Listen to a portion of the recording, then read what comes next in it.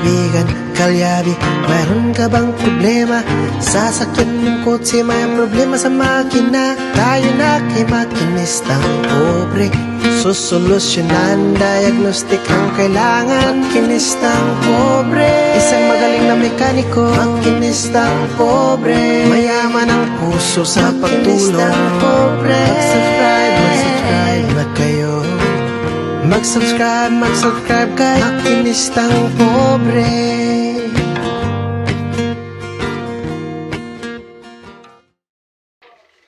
Alright, so mga kalyabe, sa bali dalawa kasi ang ating gagawin dito sa Caloocan, itong Ford Everest na to.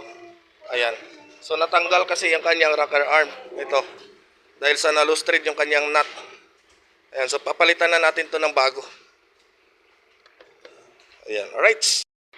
Alright mga kalyabe, so ito na nakita na natin yung problema. Sana yung luma. Sana yung luma. Ayan, natanggal yung kanyang rocker arm dahil nga lumuwag. Ayan, isa lang naman palang nalustrate. Isa lang. Ayan, so ito yung ipapalit natin. Ayan, so natanggal kasi itong nut na ganito mga kalyabe. Ayan. So papalitan na natin to ng bago na luma. Bago na luma. Ayan. So madali lang naman to ikabit mga kalyabe. So papakita ko lang din sa inyo kung paano pagkabit nito. Alright, so sasampa lang ako dito sa taas. Ayan. Ganyan lang pagkabit niyan mga kalyabe. Nakapatong lang yan.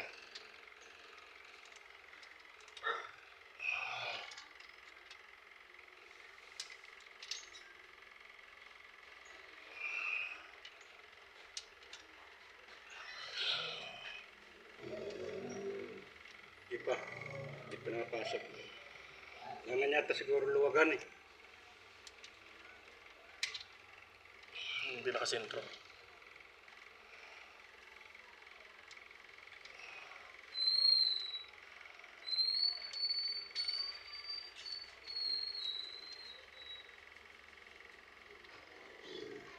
Right, so ipapatong lang yan dyan. Aray ko.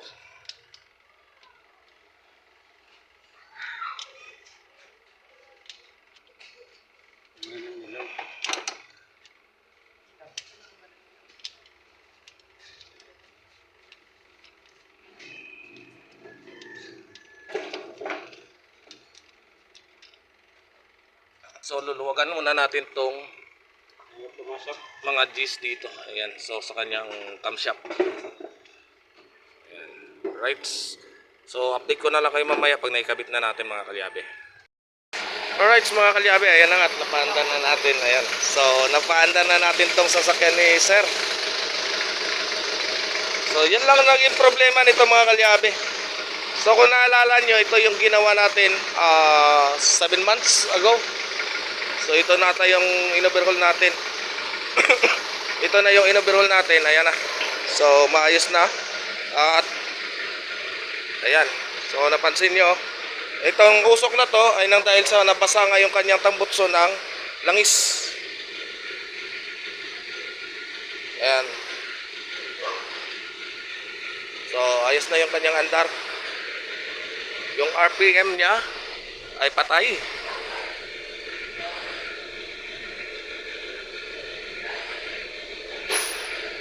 Ayan. So ang problema nito mga kalyabe ay yung kill switch. So kapag pinatay natin ay hindi mamamatay yung kanya injection pump. So try natin hanapin kung kakayanin natin ngayon. Ayusin na lang din natin. Alright mga kalyabe, so bali tatlo sasakyan pa lang ginawa natin dito sa Caloocan. Ayan, Ford Ranger na 2.2. Ayan. So nagkaroon to ng problema dito sa kanyang panel gauge. So namroblema yung kaibigan natin. Putik na yung side sa ulo ko dyan. Ayan, ilang buwan mo na nagtiisan. Di ba pumunta kayo doon kailan ba yun? Last week? Last week. Meron na siguro sa buwan. Oo, Na ayan. ganun. Alam mo yung parang feeling ko doon sa, yung feeling ko parang doon sa likod lang ng dashboard na may nahugot na wire. Oo. Pero hindi pala, pag nalubak, nawawala na naman yung dashboard. Hindi magpapakita ulit si airbag. Pagka kay airbag, pag nalubak na babalik na naman, bubukas. Butik pag nalubak na, balik na naman. Pero hindi ganun kalinaw. Hindi ganyang kalinaw. Ngayon, Alam mo yung parang may nag-aagawan sila ng ng kuryente. kuryente. Power. Kasi, ito mga kalyabe, note lang alam po pala sa lahat ng may mga Ford Ranger. Ayan. So dito yung kanyang panel gauge kasi nito ay may nakakasama yan sa program. Nakaprogram po ito. So kailangan mo ng reset. Ang tawag doon, Hindi i-reset. pala din basta-basta maggalaw-galaw dito Hindi. na hindi ka marunong. Ayan. So kasi nakaprogram kasi yung kanyang panel gauge nito, yung mga ilaw niya nakaprogram. So kailangan mong i-reset para bumalik sa ayos. Kaya kung mapansin mo, yung headlight mo malabo. Tama. Malabo. Labo. Kasi nag-aagaw-agaw sila ng Nag-aagaw-agaw sila kuryente. ng kuryente. So ngayon, kasi ni-reset natin yan, observe mo mamaya. Parang akala mo yung yung sakit niya is parang yung battery. Oo. Pero nag-start naman, walang problema sa starting. Kasi nakaprogram yan. Talagang one click naman. Oo. Putik na yan. Sabi ko, nangyari dito sa sakyan ko ngayon, kahapon. Nagtanggal ako ng mga fuse. At saka paghugot kong ganyan, nabitawan ko, di pumunta na naman dito sa ilalim. Ngayon, pagtanggal sa ilalim, hindi namin makuha, nagpatuloy ako kay Buddy. Tanggal na naman to, tanggal na naman. Eto, muntik ako na naman tanggalin. Ayan. Note pala ha, sa mga nagpapalit ng fuel pump, fuel filter. Fuel filter. Ayan. So, kailangan medyo may kaalaman din kayo dito. Kasi pag hindi, baka sumala kayo at mapunggal nyo ito. Ay, Ang mahal po nitong mga fuel lines. Ay, putik na yan. Ang mamahal nito. Buti na lang pala. Ayan. Ang mamahal nitong fuel lines niya. Dagdag na naman sana pala ako ng gasolina. Ngayon, di ba, okay na. May napanood na naman ako ata. Eto na naman yung mga gusto kong gawin. Yan, tsaka yun. Pag nakaandar yung sasakyan, wag mong hugutin yan at saka dito. Ay. Mali pala yung gano'n. Oo. Pero pag naman boss, Tapos, ito, mararamdaman mo pag nag-low power, halimbawa pag nag-low power, hindi basta-basta yung pag-diagnose nito. So, kalimitan, yung nagkakaroon ng error dito, yung injector. Pero bago ka pumunta sa injector, dito ka muna sa mga turbo hose. Kasi once na may butas yan, kahit gakarayom lang, low power na siya. Parang ang nangyayari doon sa, may butas din dati yung pinalitan natin, di ba? Ibig sabihin, dumami na yung problema nun. Dumami may butas dito sa sa hose. Tapos, yung fan niya dati, hindi gumana. So ito, bago na to. Original na Ford ang ginamit mo. Mas maganda. Eto. Butik na yan, sakit ng ulo ko niyan. Ayan. Ayan yung sinasabi nga, don't buy a Ford if you can afford. Ano daw yan fix or daily? Fix or repair, Repair daily. Fix Ayan, or repair. Ford. Butik na yan.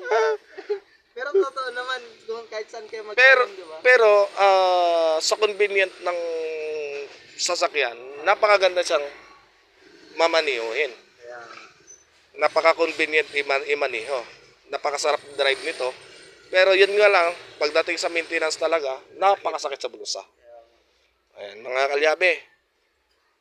Baka may balak na kayo. Ito may na. balak kayong bilhin. Benta ko na lang. Ayan. Akala ko dati akala ko parang Toyota lang na pag ginamit. Hindi Ano na siya. Hindi pala. Hindi ba. Pero napakasarap na gamitin. Yun nga lang talaga. Masarap din sa bulsa. Ayan mga kalyabe. So, challenge na natin yan. At lalagay na lang natin ang langis. Ayan. Recommended talaga si Boss Maki. So, Kanina, kami ni Buddy, mas mabilis pa daw yung gawa kaysa sa biniyahin namin papunta dito. Oo nga, ang bilis. Oh, tapos na doon. Dalawa, tatlo. Grabe. Grabe talaga. Hindi ko magagawa yung ganong ano. Ito kasi program lang to, madali lang. Basta't may ano ka, may aparato ka. Aparato ka, no? Oo. Pero pag wala ka namang aparato, hindi mo naman basta-basta magagalaw to. Ayan. So yun, may natutunan naman ako ngayon na hindi pala basta-basta ang pagkalikot porket alam mo na tornilyo yun, yung para tanggalin, hindi pala ganun basta-basta magtanggal dito kasi sensitive pala si Ford Masyadong sensitive siya. Hindi pala siya katulad ng ibang sakyan na pwede mo nang tanggalin, ugutin, kung anong pwede mo ugutin dyan. Pero pagdating pala sa Ford kami, nakati pala. Oo. At isa pa, hindi bukod sa Ford, si Isuzu MU-X. Ay, yung Halos bago ngayon, ganon din yun. MU-X na na sedan, Wag na wag kayong magbabaklas ng basta-basta ng battery nun. kailangan pala talaga. MU-X. Ito din, ganon din. Kapag galing ka sa takbo, nakapatay ang bagong patay ang makina, babaklasan mo ng battery agad. Sablay ka. Iyak ka dyan, program ka na naman. Ay magkano kaagad yung program ng Ford? Nagtanggal pa naman ng battery kahapon. Diba, magtaas kong pinandar. Oo. Kaya pala maraming error. Kasama din siguro yung sa dashboard. Oo, kaya dumami ang error. Pero ang pinakamarami talaga dito na nakita namin is yung sa dashboard talaga yung ang tawag nun, AC panel. Nakalagay dun sa sa program kanina. Parang yun yung pinakamarami. Although wala naman sa ibang parts niya, yun lang talaga yung malala. 5 5 code. 10. 10 pala. 10 error. 10 error. Ayan. Grabe. Buti na lang, nadala sa tawas. Buti na lang, nadala sa tawas. Ayan. Pagdating sa port, puntahan nyo lang si Boss Maki. Yan. Ayan. PM nyo lang siya mga boss. At shout out din pa pala sa Toyota Vios Nation. Ayan. So maraming salamat sa inyo. Uy, grabe Sila yung mga nagre-recommend sa akin sa Recommend ka na? sa Pwede mga pasok ka na rin pala sa kasa. sa grupo. Sa grupo. Sa group lang. Kasama na rin yun. Ay, hindi tayo sa kasa. Hindi Hindi, mas mataas sa labas ka na tayo. sa kasa. Mas mataas ka na sa kasa mo. Sa labas na tayo. Ayan. So baka masabihin nyo, magaling ako. Hindi po tayo. Wala pong mekaniko na magaling. Kasi lahat talaga ay mayroon talagang mayroon talagang kung minsan sablay na gawa. Hindi natin maiiwasan yan. So kung wag natin sabihin na magaling, may alam lang. Ayan. Marunong lang. Ayan. So iba kasi yung magaling, kasi kapag magaling ka, hindi ka na talaga sumasablay. So hindi po tayo ganun kagaling. So may mga kuminsan, may sablay pa naman tayo. Aminado tayo, wag natin ikakahiya 'yon dahil doon sa mga pagkakamali natin na 'yon, doon tayo matututo. Ayan. Right. Katulad niyan, kapag nagkamali ka sa una mong pinili, masasaktan ka muna. Ganon din yan mga kalyawi sa mga mekaniko. Kapag nagkamali ka sa pagpili sa una mong minamahal, masasaktan ka. Tingnan nyo ako, nakailan. Dalawa na ata. Alright. Shoutout pala kay Chong Luis. Hindi kami nakapunta ng birthday niya. Nasiraan pala sila, paring Chong. Nasiraan sila ng sasakyan. Kaya pala, sasakyan gamit nila, boss? Ay, yung mga sakyan namin. sasakyan nila, puro sira. Puro sira, hindi kami nakapunta. Kay Buddy, ayun, ginawa natin yon kay Buddy. Dalawa pa, nagsabay pa yung sira. So, medyo madugo-dugo ang gastos ni paring Buddy dyan. Pangilalim. Pangilalim yan. Pangilalim. Kaya normal lang po yan kasi kung gusto mo naman talaga ng safety yung biyahe mo, talagang kagastusan mo. Pero ang problema dito, boss, ang parts niya, medyo mahirap din hanapin. Dito sa inyo. Oo. Yan lang problema dito. Sa amin kasi marami. Hilira yung mga... Dun sa inyo. Minsan nakakahanap kami ng pyesa niyan, doon pa. Cavite. Cavite. Marami yan doon kasi may maraming katayan din doon. Tsaka mga kahit brand new, marami doon. Kompleto kasi yung mga auto supply doon. Tapos mas mura pa doon. Laki ng diferensya. Oo. Lalo- Banawi kami. Lalo na yung Ford. Banawi kami pumupunta. Alam mo nung nagpunta ako ng Banawi, boss, hindi naman sa experience ko to mga boss kasi nagpagawa ako ng outer strip yung sa labas ng rain visor ba yan? Rim visor. Ang nangyari, nagpagawa ako. Ang gustong gawin, una, 4 na yung gagawin. Meron naman kayang-kaya pala yung kahit isa lang kayang-kayang gawin. Tapos, nung nagpunta pa ako doon, isa pa dito, yung, ang dami lang tinuturong na kailangan ko daw palitan wala naman, hindi naman palitin kung sa totoo lang, pag nakita mo, wala naman palitin Kasi merong mga nagte-take advantage. Naghahanap sila ng yung pangit yun, naghahanap sila ng sira ba?